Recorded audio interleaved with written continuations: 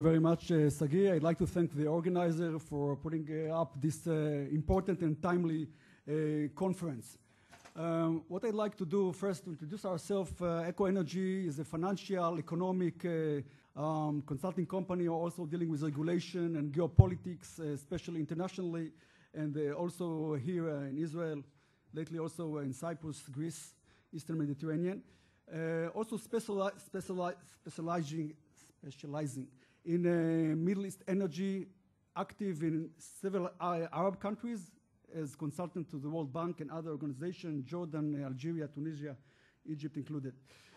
I'd like to focus and to share, not to speak much on the benefits of natural gas penetration. Much has been discussed, and Sagi just highlighted one figure, the current long-time benefits, prospective benefits of natural gas utilization if found all of those resources in the region.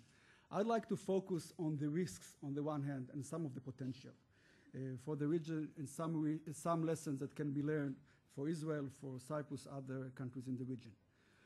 First, we are blessed after so many years to find Noble Energy, Delek, and their partners were able to allocate two of the largest gas discoveries in the past decade. In fact, the largest, the Tamar field and the Leviathan field, 90 and 135 kilometers offshore in Israel. And one must say that we are lucky, Israel is lucky, to have Noble Energy as the operator that is developing those fields, and also the current depleting field of the Mary B, the 30C group field, which is depleting quicker than anticipated due to very rush utilization of this field.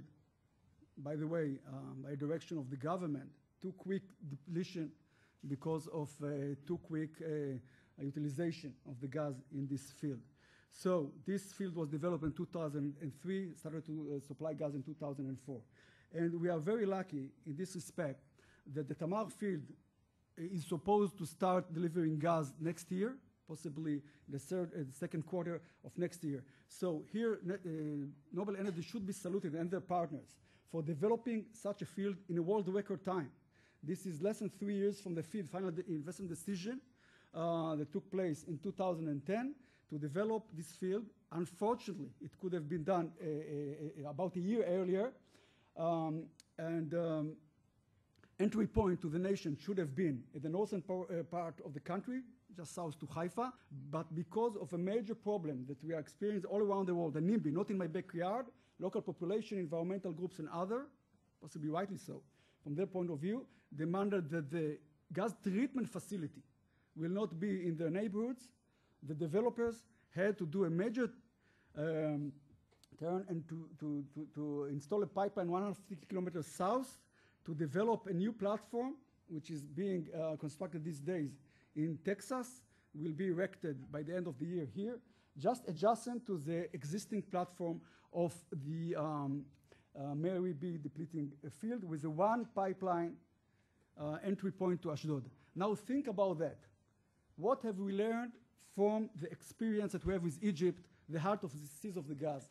For the next 5 years, Israel is going to be solely dependent on one field, 5 producing wells, one pipeline, one treatment facility offshore, one entry pipeline and treatment facility, receiving terminal in Ashdod, for producing about 70% of the electricity, supplying most of the gas of the fuel for industry and for other users, those of you who are staying in the hotels in Tel Aviv and others, hospitals and so on.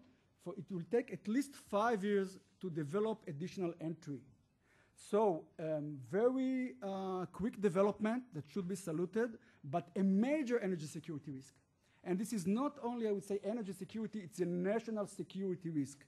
Because what will happen in the next 5 years is that since we are rushing so quickly, I will see in a minute, to natural gas, one may say too quickly, without major insurance precautionary measures to deal in times that gas might not flow from this field. And gas might not flow for several reasons. The first reason are technical problems, and technical problems occur. We studied offshore fields in the North Sea, in the Gulf of Mexico, and there is no precedent to a platform, a field that does not obtain some technical problems in its operation. It might be 1 hour, it might be 1 week, it might be 1 month, or several years if there is a hurricane or an earthquake, as some of the offshore gas fields in the Gulf of Mexico still not operating after the Katrina and Rita hurricanes. And this region is earthquake prone. Just about a month and a half ago, between Lebanon and Cyprus, 50 kilometers north to Tamar, there was a major, not major, but about a 5-degree earthquake. So this should be taken into consideration.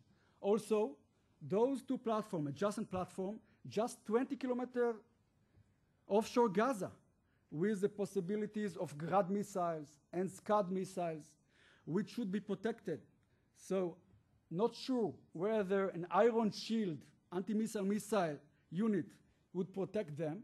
And of course, Israeli Navy, not only those platforms, but also other rigs, several simultaneous rigs that will continue to explore for gas.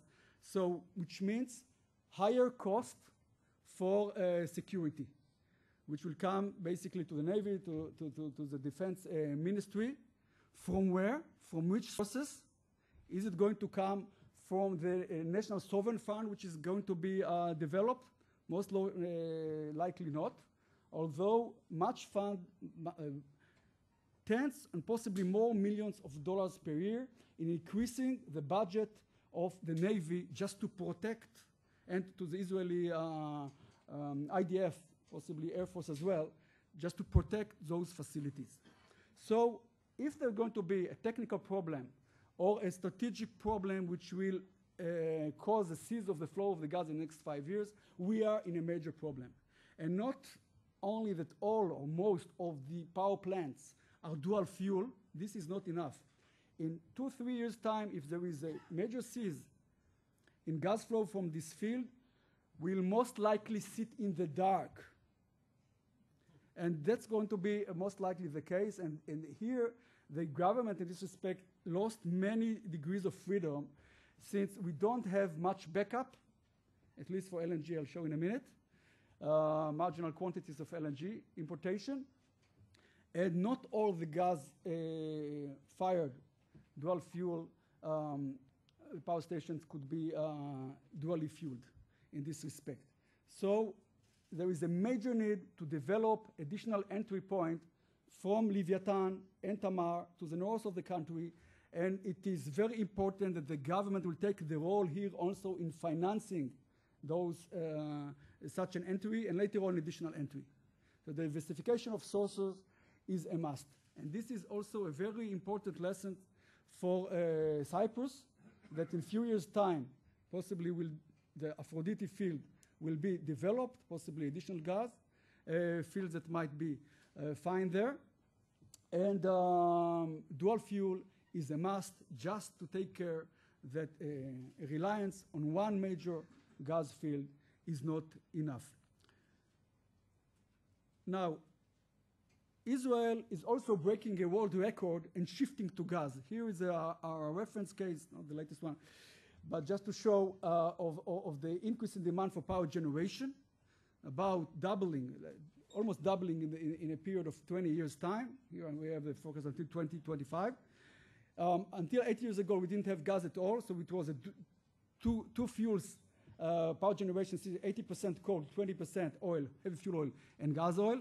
Natural gas penetration, 2004, and by the end of the decade, we anticipate, even before that, about 70% gas. Coal is going to diminish to about 20-25%, and renewable energy, especially solar energy, starting to penetrate. Much depends on government policy in this respect. So here, it's a world record in shifting to a power sector to gas, and as mentioned, which with all the benefits of that, relatively lower prices, $5 to $6 per million BTU versus $18 to $25 per million BTU recent prices for heavy fuel oil and gas oil. So it's a major benefit not to speak on the environmental benefit and the energy security benefit, but we also showed the other risks, the energy security risks, which result from being based on one source of gas for a long period of time. So cost and benefits. In this respect, such as Europe is very much dependent, or 35 to 40% dependency on Russian gas, and Russia stopped the flow of gas 6 times since the 1st of January 2006. And the Europeans are also looking for diversification of sources, also looking with the hope for getting some gas from Israel, possibly from Cyprus. I'll say a word in a minute about that. Natural gas demand. So these days we are experiencing a shortage in gas, but very quickly in 2013 already have not sufficient gas to supply all demand. We're going to experience shortage, although Tamar field is going to be developed, because the capacity of the pipelines are not sufficient to deliver until going to be additional entry to the countries. The pipelines which will bring the gas from the Tamar field are not sufficient to deliver all the demand for the anticipated gas, so the government will need to come with some type of regulation how to control the flow of gas to the various users, whether to favor electricity or industry. So some quotas should be allocated in this respect. One of the issues, one of the measures to enhance gas deliveries is the introduction. That's the yellow part. Okay, 2 minutes. The introduction of LNG later on this year by FSIU, Floating Storage Regasification Unit, which will be anchored 10 kilometers offshore Hedera, and we'll need to upload LNG from an LNG tanker in the EEZ of Cyprus. This is for insurance and geopolitical considerations as well, because LNG tankers are not willing to get into the territorial Israeli water. So another consideration of Israel. And here our call to the government to purchase 2 such tankers, one with a regasification unit connected to a buoy, and one running under Israeli or other flag for 20, 30 years' time as a backup for natural gas security to supply gas to the nation. One issue, one word about possible exports. The highest priority to export gas from an LNG facility that will be located onshore in Israel, possibly in Eilat and Ashkelon. That's the highest priority for Israel to benefit the job creation and the economic multiplier effect for having such a facility in Israel. I'm not sure. We hope so. We have to do the best. It should be a national priority. Not sure that due to NIMBY effect, not in the backyard, and opposition of local population, environmental groups, this will occur. Otherwise, I think it is very important to connect the Leviathan to Aphrodite field, possibly to liquefy gas in Vasilikos in Cyprus in a mutual project, which will most likely cost something between $8 to $12 billion with facilitation of major international company. And other possibilities to export gas, a new technology of FLNG, floating LNG terminals, a new concept in the world. All the eyes are these days to Royal Dutch Shell, which is developing the first project to be allocated offshore in the Purdue area in Cyprus. I believe that later on this decade, early next decade, such project could be implemented also offshore Israel. And last word about a vision. I truly think that Israel can be a model to shift much of its transportation to natural gas. It's a tiny country, very small country. We already see the first project being introduced this year, a better place, electric cars.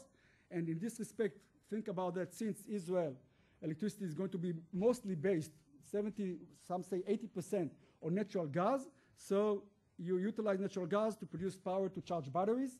Also CNG, compressed natural gas, a well-known and veteran technology, millions of cars in the world like that. I'm a great believer in methanol. Methanol can be produced from methane gas, from natural gas, to fuel cars. There are 10,000 of cars already running on methanol, and that can be produced also in Israel. And possibly in the long run, not sure that it's going to be economically to produce in Israel, is gas to liquids, gasoline and diesel can be produced and are already produced by Shell and others in the world from natural gas. So in a generation time, I truly believe that we can shift much of our auto fleet to natural gas, as well as other nations, very cheap gas in the US and other places. And in this respect, also in a long-term vision, if you're talking on electric cars, so it's also utilizing the sun to produce electricity to charge batteries. In a generation time, in 20 to 30 years time, I truly think that we can demonstrate shifting much of our electricity to lower our dependency on oil. So here's some thought, some food for thought, and some vision for the future. Thank you very much.